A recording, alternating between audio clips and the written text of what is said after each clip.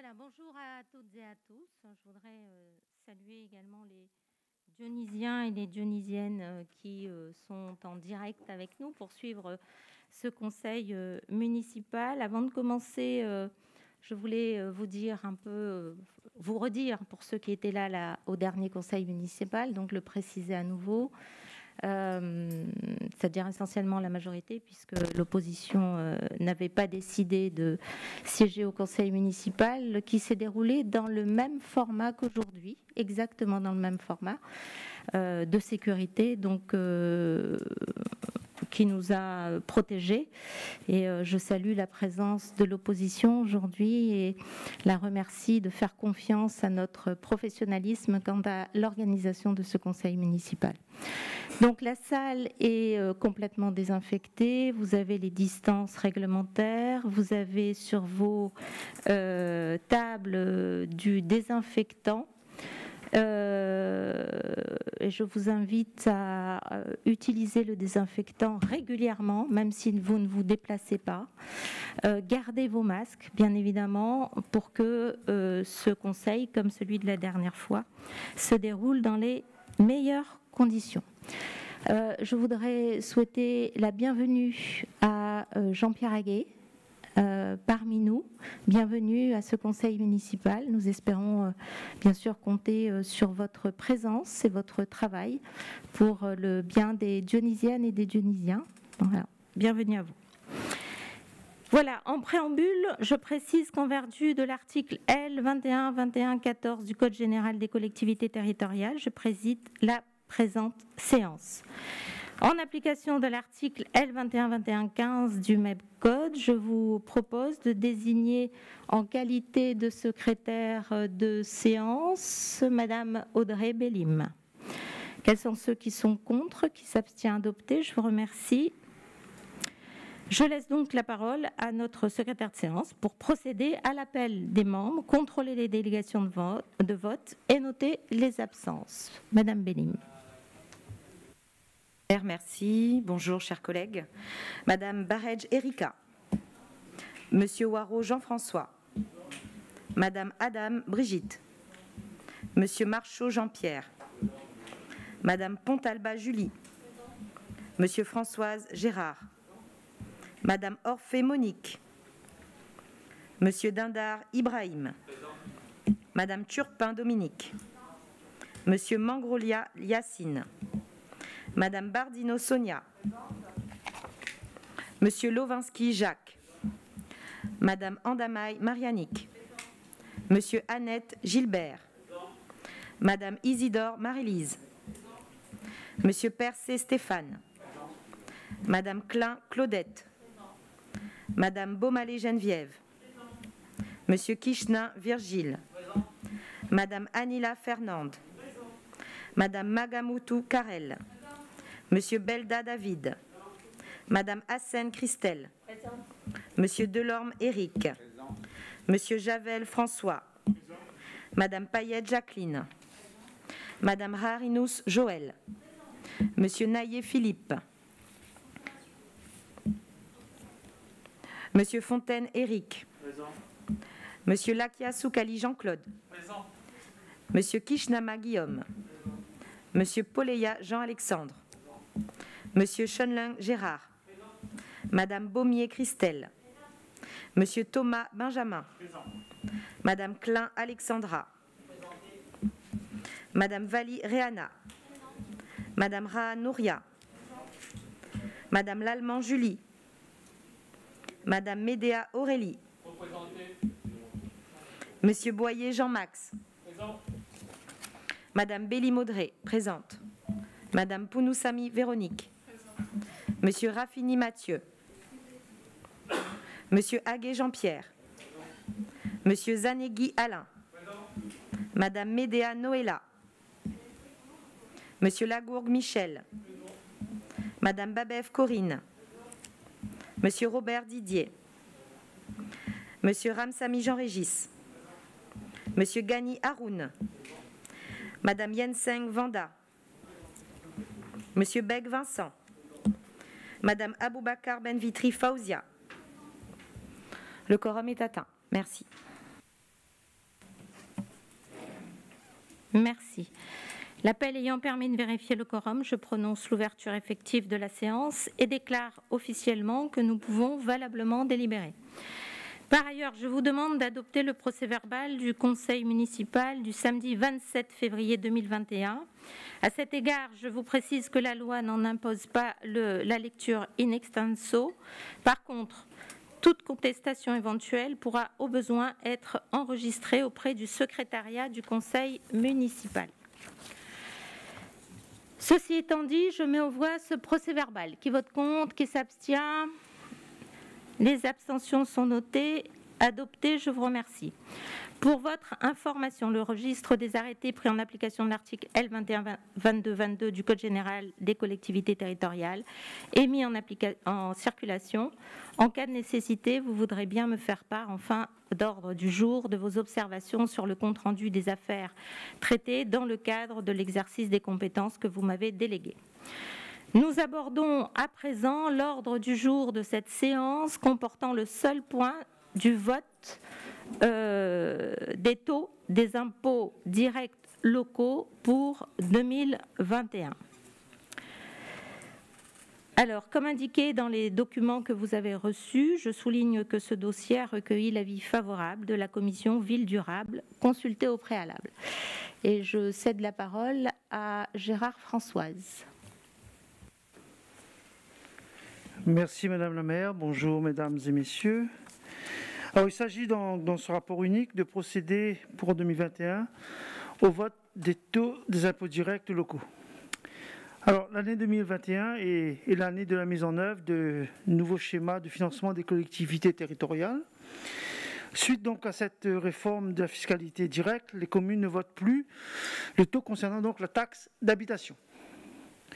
Par conséquent, la taxe d'habitation sur les résidences principales ne sera plus perçue par les collectivités.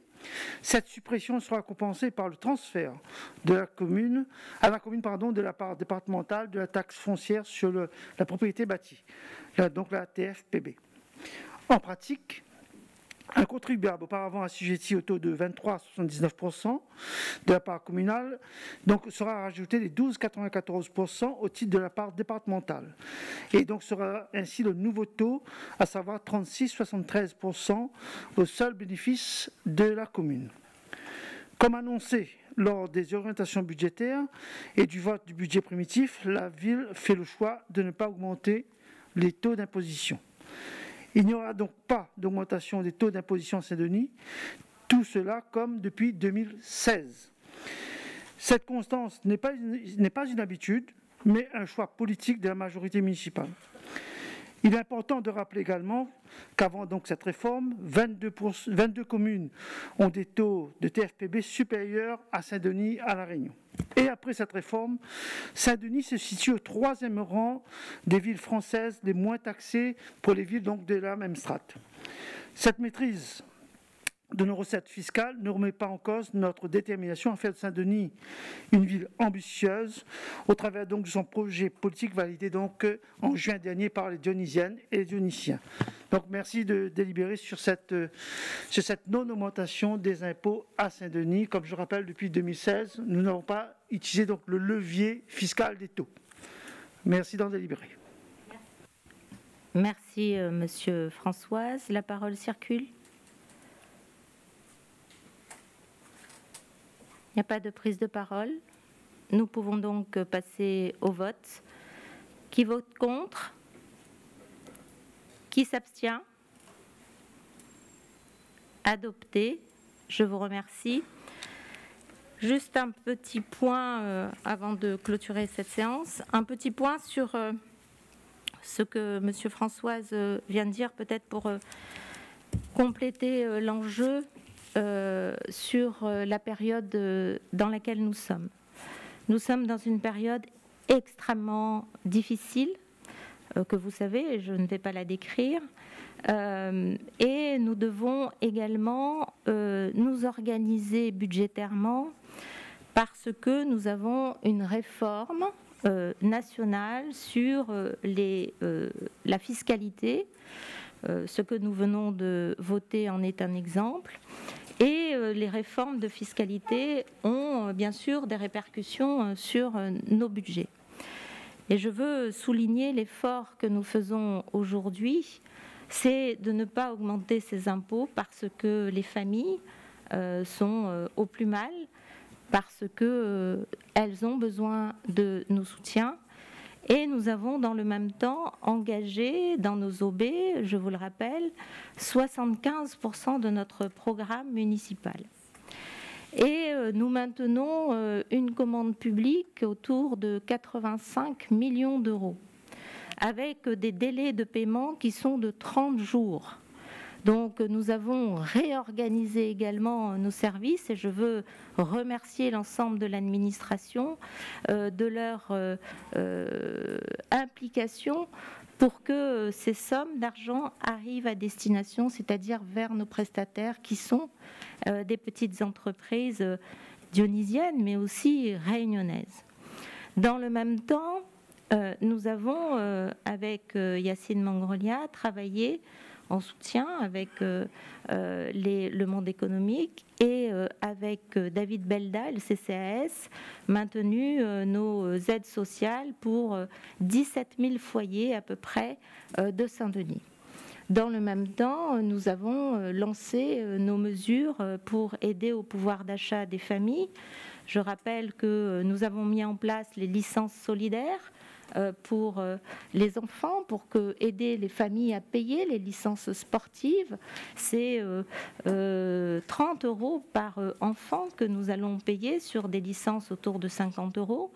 Nous avons aussi cette approche de la lutte contre la grande pauvreté par la mise au travail de ceux qui aujourd'hui sont très loin de l'activité économique.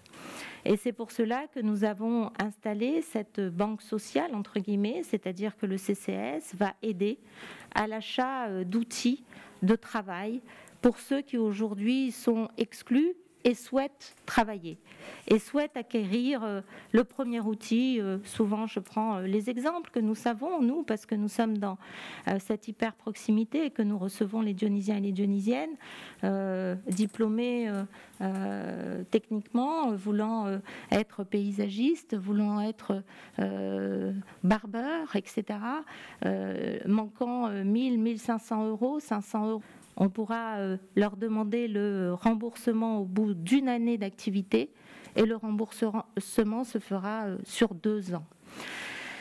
Nous avons bien sûr continué nos politiques publiques que nous faisons jusqu'à maintenant avec l'éducation, avec la culture, où nous avons aidé le tissu artistique avec nos résidences d'artistes. Nous en avons 10. Nous avons 20 artistes qui sont au travail avec les bandes passantes. Nous avons mobilisé nos artistes et nos conteurs dans nos bibliothèques, dans nos médiathèques. Donc la culture, mais c'est aussi la culture est un secteur économique et là où nous sommes à la ville, nous continuons la cohésion sociale parce que nous sommes sur un budget associatif où nous avons délibéré au dernier conseil municipal pour une enveloppe, je vous rappelle, c'est le 2e plus gros budget de notre budget. Donc nous sommes, y compris les partenaires extérieurs, au-delà de 30 millions d'euros, avec de la médiation, avec de l'accompagnement sur les QPV. Donc nous sommes présents dans beaucoup de domaines, avec un budget qui dépend des décisions nationales, bien sûr, un budget qui aussi dépend de l'activité économique régionale, parce que c'est une contribution dans les caisses de toutes les communes de la Réunion, et bien sûr le choix que nous faisons aujourd'hui. J'en suis très fière. Vous pouvez, chers collègues, être très fiers d'avoir voté la non-augmentation de ces taux, avec un programme aussi important que nous mettons en place avec acharnement, avec détermination. Voilà, écoutez, nous avons fait le tour du sujet aujourd'hui. Il n'y a pas de prise de parole de personne? Non? S'il n'y a pas de prise de parole, monsieur le directeur général, pas de prise de parole?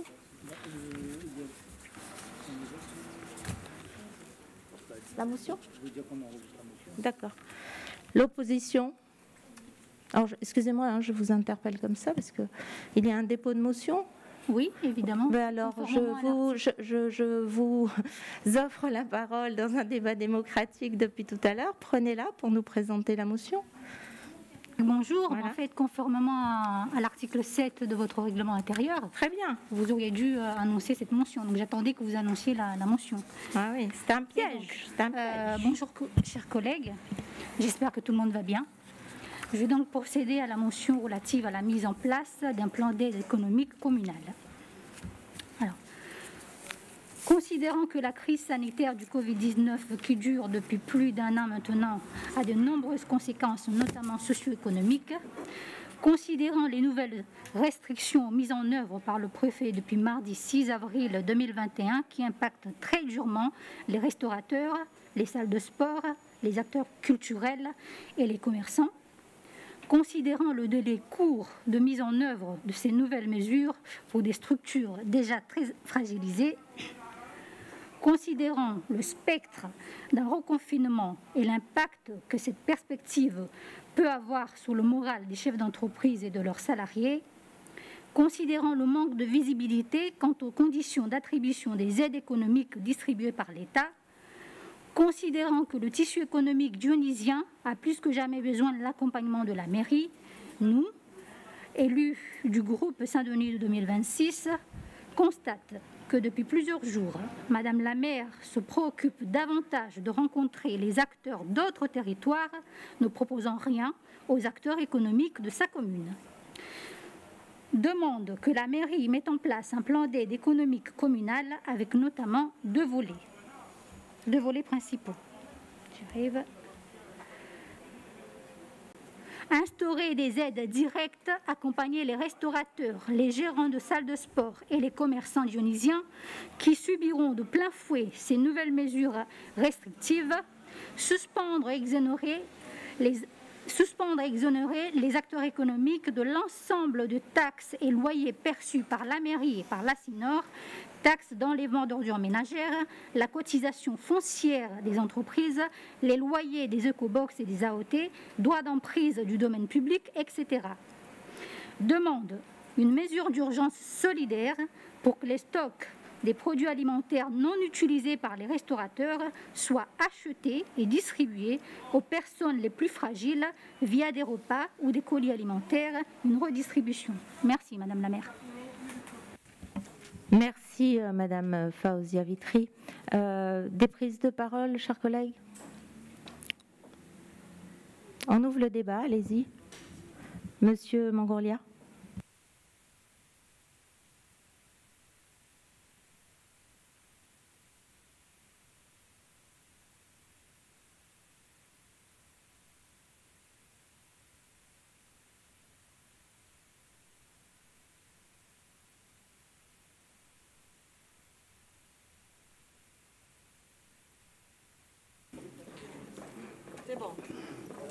C'est bon.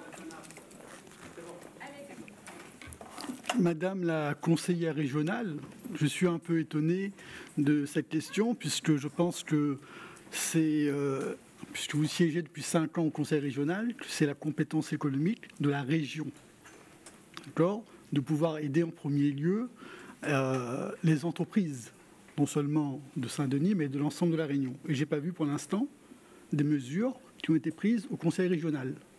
Ce qui me fait rappeler le conseil municipal du 31 octobre, où M. Gilbert Annette avait dit à un de vos collègues qu'il ne faut pas se tromper de compétences.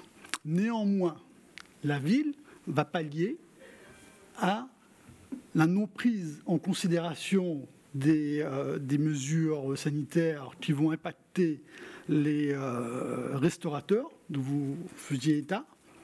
D'ailleurs, hier, à la SINOR, vous avez pris la parole et vous avez dit effectivement que c'est une bonne chose, mais je n'ai pas entendu que vous avez parlé de taxes d'ordures ménagères. Je n'avais pas entendu de CFE. Donc, si vous êtes cohérents, faites-le aussi à la SINOR.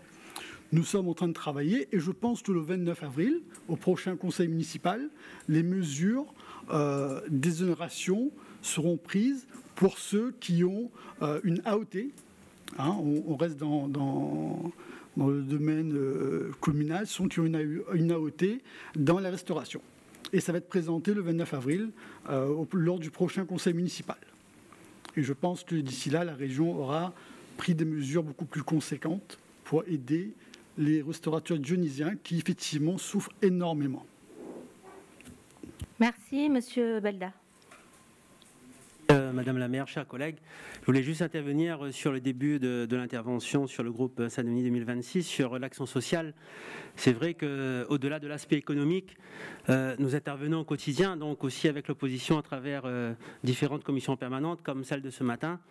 Ce matin, je crois qu'on a dû verser à peu près une vingtaine de milliers d'euros uniquement pour des personnes qui ont besoin de matériaux pour acheter un frigidaire, pour acheter un lit, parce qu'on voit l'appauvrissement des personnes qui vivent à Saint-Denis, et ça quotidiennement, en tout cas tous les 15 jours, on le voit, qu'il faut accompagner ces personnes qui cumulent des loyers à 4, 5, 6 000, 7 000 euros chez des bailleurs sociaux, parce qu'ils font des choix de vie.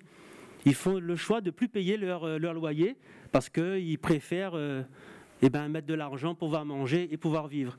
Après, effectivement, on ne s'arrête pas là de l'action sociale, parce que vous avez vu aussi qu'au-delà du prêt social solidaire, qui est entre le monde économique et le monde social, parce que là, effectivement, sur les petits porteurs de projets, on va les accompagner. Donc, vous verrez sur une prochaine délibération qu'on va mettre en place une adresse mail unique, donc avec ces porteurs de projets, avec les affaires économiques, avec toutes les conventions qu'on peut faire avec les partenaires économiques, on va essayer d'encourager, surtout d'aider ces petits porteurs de projets et surtout de créer des emplois.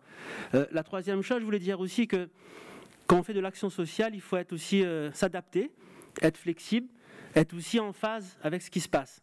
Et donc, il ne faut pas courir trop vite. Parce qu'en même temps, je crois qu'on est animé souvent de très bonnes intentions, mais dans le social, ça peut se traduire aussi par quelque chose qui devient finalement pas en phase et pas bon.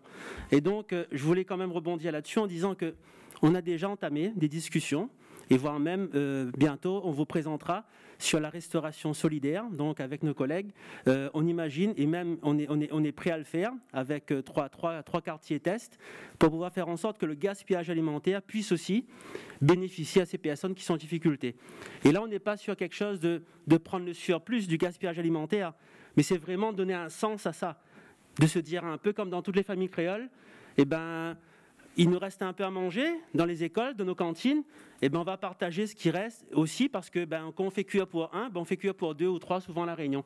Et donc c'est ça aussi l'objectif. Et donc bien sûr il faut sécuriser ça. C'est pas juste donner un repas, c'est aussi partager un moment ensemble avec ça. Et bien sûr on est en train de revoir aussi sur l'ensemble du territoire un maillage associatif avec la Croix-Rouge, avec la BAM, avec le Conseil général, établir des partenariats. Si demain confinement ou pas, avoir, on va dire, entre guillemets, un plan social, être réactif et être complémentaire à son action sociale. Donc moi je voulais intervenir sur l'action sociale essentiellement parce que c'est aussi ma délégation et surtout je pense que l'un sans l'autre ne va pas parce qu'effectivement il faut faire des actions économiques comme nous on le fait et aussi l'action sociale. Merci Madame la maire, chers collègues. Très bien, merci. Madame Faouzia Bétry. Merci Madame la maire. Je ne sais pas, je remarche sur la tête parce qu'il me semble que dans ce que je viens de dire, j'ai parlé d'un contexte précis, j'ai parlé d'une situation, j'ai parlé de choses précises. Ça m'avait l'air d'être clair, sauf si je ne parle pas bien le français. Donc je comprends bien que chacun me sort... bref. Mais pour répondre à mon cher collègue, la région Réunion, oui, chef de file de l'économie rayonnaise, vous le savez très bien. Et d'ailleurs, j'ai envie de m'adresser à Madame la maire, elle le sait tellement bien, mais j'y reviendrai. Nous avons joué notre rôle. Mais ce qui m'étonne, c'est la capacité que vous avez à tenir ce discours à géométrie variable. Il y a 3 séances de ça, lorsqu'on vous a interpellé sur le fait que vous n'apportez pas grand-chose au monde économique, Madame la maire avait dit, plus ou moins, que chacun devait faire, et Monsieur le maire aussi, bis, que chacun devait s'occuper de sa compétence et que ce n'était pas la compétence de la mairie. J'avais répondu à l'époque en lui disant qu'elle était la première magistrate, donc c'était son rôle d'être la première porte pour tous les acteurs, sportifs, économiques, sociaux, tout. La maire, c'est la maire. Vous n'êtes pas sans savoir. La maire, c'est la maire. Et peu de temps après, donc 2 séances après, on revient. Je n'étais pas là, mais j'ai suivi, puisque je m'intéresse à ce qui se passe dans ma commune. Même quand je ne suis pas là, je regarde. Vous revenez avec un petit dispositif, soit, mais voilà, c'est fait. 1 000 € pour accompagner les porteurs de projets donc, économiques. Je me suis dit, chiche, on s'en félicite. Vous avez compris que vous aviez aussi votre rôle à jouer dans l'articulation de l'impulsion des acteurs économiques de votre commune. Hier, à la Sinor, je vous entends dire, les communes sont la première porte d'entrée. J'ai dit bravo, enfin elle a compris. Et là, je reviens aujourd'hui, je vous entends dire, bah, ce n'est pas notre rôle, nous n'avons pas un rôle économique, c'est la région qui doit. Ok, là vraiment, je ne sais pas quoi penser, mais je sais que je ne suis que la petite Fawzia, que vous êtes la grande Madame Barrage, la maire de Saint-Denis, mais je vous avoue que je ne suis pas, je ne comprends pas. La région fait tellement son travail qu'au moment où on se parle, je peux vous dire que globalement, nous avons, en tout et pour tout, mis à disposition de nos acteurs économiques 100 millions d'euros. 100 millions d'euros.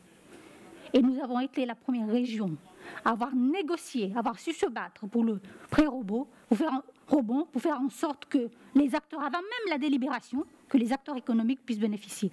Donc on est fiers de nous. Et vous le savez, Madame Barrage, vous savez que la région fait tellement, vous savez que la région construit, vous savez que la région a rendu au rayonner la région, parce qu'avant 2010, beaucoup de gens ne savaient pas ce que c'était que la région La Réunion. Vous le savez tellement, à tel point qu'aujourd'hui, à quelques mois de votre élection, vous êtes prête à abandonner vos collègues, pas à mi-mandat, pas à 3 ans, mais à quelques mois, même pas 1 an, vous êtes prête à abandonner vos collègues, à abandonner les Dionysiens pour aller à la pyramide inversée. Parce que vous pensez que l'herbe est plus verte là-bas. Parce que vous voyez que Didier Robert construit. Voilà la vérité. Merci. Notre président, Monsieur Dindar. Monsieur Dindar, Monsieur Françoise et Monsieur Poléa. Oui, Madame la maire, chers collègues, je n'ai pas entendu, lorsque cette motion a été exposée, qu'il ait été demandé qu'elle soit examinée en urgence. Et de mémoire, quand une motion n'est pas examinée en urgence, elle est renvoyée en commission, il n'y a pas de débat. Je reconnais là votre grandeur d'esprit, votre ouverture d'esprit, Madame la maire, de laisser les gens débattre et donc d'essayer d'exister politiquement sur un sujet qui...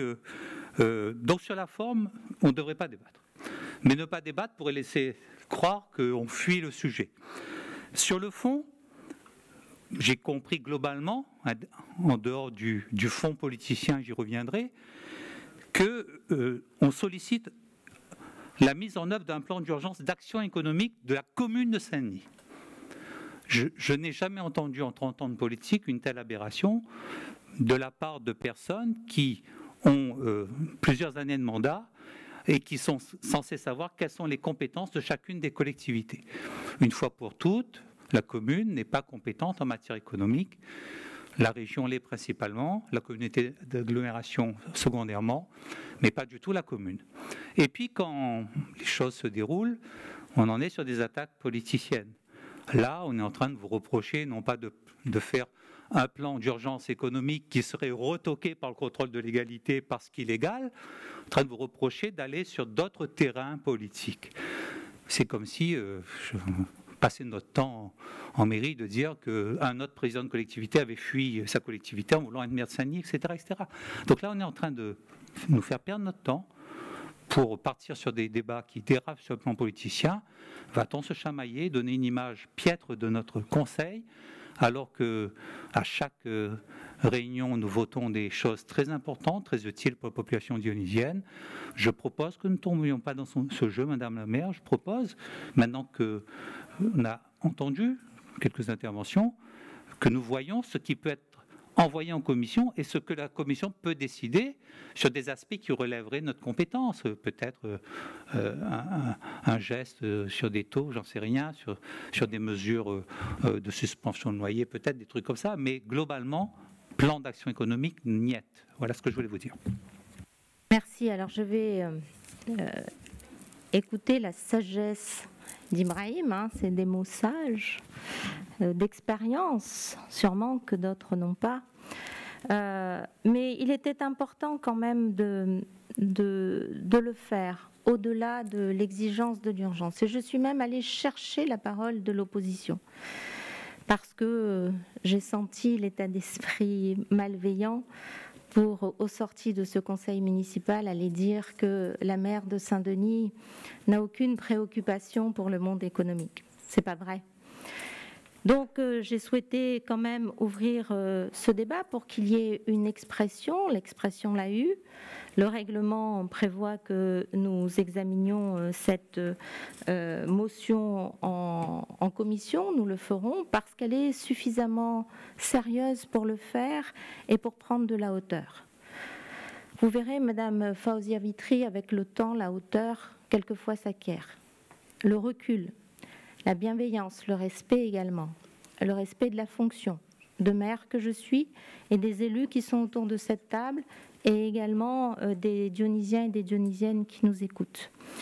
Nous travaillons d'arrache-pied, ici, ailleurs aussi, parce que la vérité c'est que les 100 millions, les petites entreprises, les très petites entreprises, ne les voient pas du tout, et considèrent que le monde qui est le vôtre n'est pas le leur, et qu'elles sont en très très grande souffrance. C'est ça la réalité. Alors il y a ceux qui regardent le monde d'en haut, et puis il y a celles et ceux qui essaient de se démultiplier pour travailler au quotidien. Vous n'êtes pas là pour regarder une séance derrière un écran, vous êtes là pour assister à ce conseil municipal, à tous les conseils municipaux. Ce n'est pas le cas, ni vous ni d'autres dans votre groupe. Et quand il y a urgence telle que vous le dites, quand il y a autant de difficultés que nous savons, la moindre des choses, la moindre considération que nous pouvons apporter aux Dionysiens, aux Dionysiennes, c'est d'assister, c'est le minimum, aux commissions et aux conseils municipaux. Quant à moi, depuis 2008 que je suis élue dans cette ville, quels que soient les mandats que j'ai eus, député, ministre également, j'ai assisté à des conseils municipaux, beaucoup plus que certains en quelques mois, beaucoup plus. Parce que c'est ce que les gens nous demandent quand ils nous élisent, de la majorité ou de l'opposition. Alors je regrette que la tentative de débat apaisé, sérieux et responsable, quand les gens nous regardent à travers l'écran, n'ait pas été saisie par vous.